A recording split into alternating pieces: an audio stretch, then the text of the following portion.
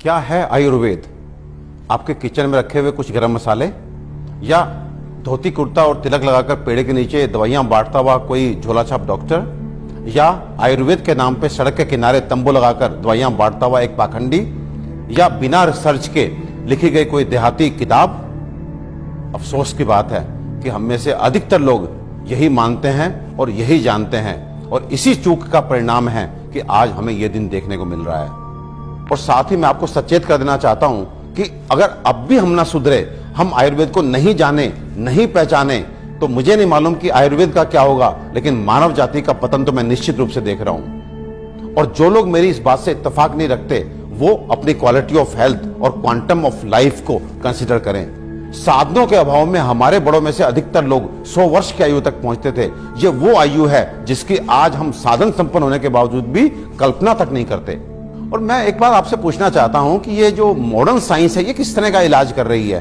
कि आपको यदि शुगर हो गया तो आप दवाई खाइए, कब तक? जिंदगी भर। आपको ब्लड प्रेशर हो गया, आप दवाई खाइए, कब तक?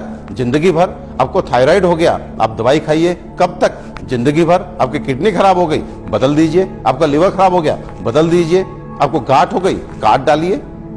ये किस तरह की चिकित्सा है? और ये चिकित्सा नहीं, ये केवल सिम्टम्स को दबाना है, क्योंकि ये बाहर से आपको नॉर्मल रीडिंग देते हैं, शुगर ठीक है, ब्लड प्रेशर ठीक है, लेकिन अंदर बीमारी अपना काम कर रही है। 15 साल बाद आपकी किडनी खराब, किससे? शुगर से, ब्लड प्रेशर से। आज का नर्वस सिस्टम खराब, आपकी आंखें खराब, आपको ये कॉम्प्लिकेशन, आपको ये कॉम्प्लिकेशन। तो ये इलाज है या एलोपैथ का काला पर्दा? अपने 20 साल के क्लिनिकल एक्सपीरियंस से आपको बता देना चाहता हूं, ये जो आयुर्वेद विज्ञान है, ये समुद्र से भी गहरा, हिमालय से भी ऊंचा ऐसा जीवन का विज्ञान है जो आपके शरीर में और मन में किसी भी अवांछित परिवर्तन के बारे में आपको न केवल जानकारी देता है, बल्कि उसे जड़ से मिटाने के लिए पुख्ता इलाज भी देता है। और मुझे एक बात समझ में नहीं आती, आप ऐसे विज्ञान को क्यों नहीं जानना चाहते जो आपको कभी शुगर, ब्लड प्रेशर, थायराइड और अनेक तरह की प्रॉब्लम्स आने ही ना दे। और यदि दुर्भाग्य से आ गई, आपके जेनेटिक कॉम्पोजिशन इस तरह का है कि आपको ये बीमारियां लग जाती हैं, तो इनसे कैसे आप बचे रहें और कैसे आप ठीक हो सकते हैं, इसके बारे में भी पुख्ता जानकारी दे।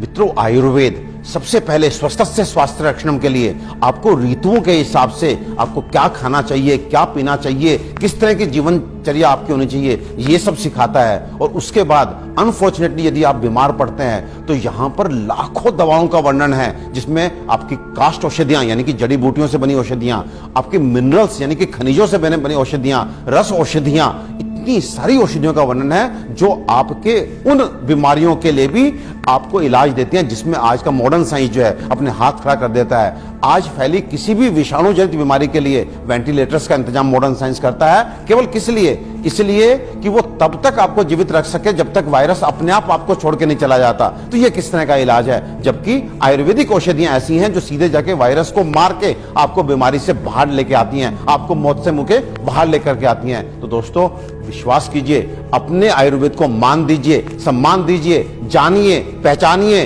अपनाइए और अपने जीवन को, अपनी हेल्थ को अच्छा कीजिए। आयुर्वेद का इलाज ना तो धीमा है और ना ही लंबा, बल्कि यह रोगों को जड़ से खत्म करता है। आधुनिक सर्जरी दुनिया को आयुर्वेद की ही देन है। आचार्य सुश्रुत को सारा संसार निर्विवादित रूप से शल्य चिकित्सा का जनक मानता है। आयुर्वेद में उन बीमारियों की भी सफल चिकित्सा हो सकती है जिन्हें आधुनिक चिकित्सा विज्ञान लाइलाज मानकर आजीवन रोगी को दवाएं खिलाता रहता है। आयुर्वेद आपके और आपके बच्चों के लिए सुरक्षित है। आयुर्वेद अपनाएं और रोग मुक्त जीवन पाएं।